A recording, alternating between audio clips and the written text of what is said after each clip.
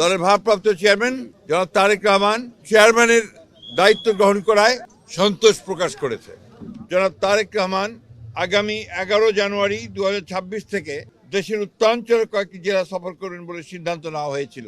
নির্বাচন কমিশনের অনুরোধে বাংলাদেশ জাতীয়তাবাদী দলের চেয়ারম্যানের এই সফর স্থগিত ঘোষণা করা হয়েছে। ভবিষ্যৎ হোক নিরাপদ, বিনিয়োগ হোক বিশ্বস্ত, আর আমার পছন্দ সল্ট বে।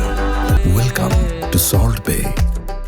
জাতীয় স্থায়ী কমিটি ইতিমধ্যেই আমাদের দলের গঠনতন্ত্র অনুযায়ী দলের ভারপ্রাপ্ত চেয়ারম্যান জনাব তারেক রহমান চেয়ারম্যানের দায়িত্ব গ্রহণ করায় সন্তোষ প্রকাশ করেছে।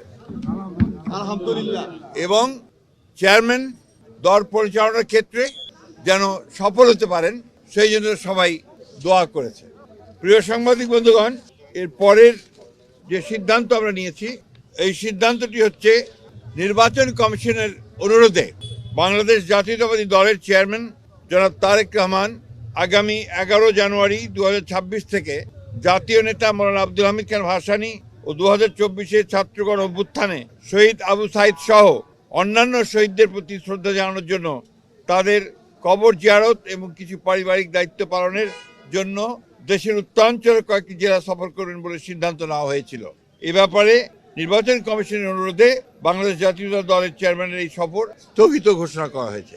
আপনারা ইতিমধ্যেই এই খবরটা সবাই জানেন।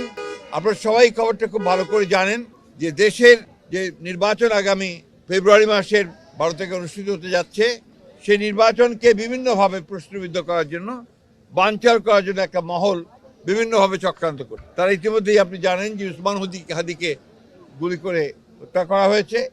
একইভাবে বিভিন্ন জায়গায় রাজনৈতিক দলের নেতৃবৃন্দকে, বিশেষ করে বিএনপির অনেক কয়েকজন নেতৃবৃন্দকে গুলি করা হয়েছে এবং তারা শহীদ হয়েছেন। এবং গত কয়েকদিন আগে উত্তরের সাবেক সদস্য সচিব মুসাব্বিরকে গুলি করে হত্যা করা হয়েছে। আমরা ইতিমধ্যেই এর তীব্র নিন্দা জানিয়েছি, ক্ষোভ প্রকাশ করেছি এবং অবিলম্বে হত্যাকারীদেরকে গ্রেফতার করে আইনের আওতায় আনার দাবি জানিয়েছি। আমরা বারবার করে এ কথা সরকারকে এবং নির্বাচন কমিশনকে জানিয়েছি, জানাতে চাই আবারও, যে এই ধরনের হত্যাকাণ্ড ঘটতে থাকলে এই দেশে নির্বাচনের পরিবেশ বিনষ্ট হবে এবং নির্বাচনের পরিবেশ যেন বিনষ্ট না হয় তার জন্য সকল প্রকার উদ্যোগ গ্রহণ করার জন্য, সক্রিয় কার্য প্রক্রিয়া নেওয়ার জন্য আমরা আবারও সরকার এবং নির্বাচন কমিশনকে আহ্বান জানাবো।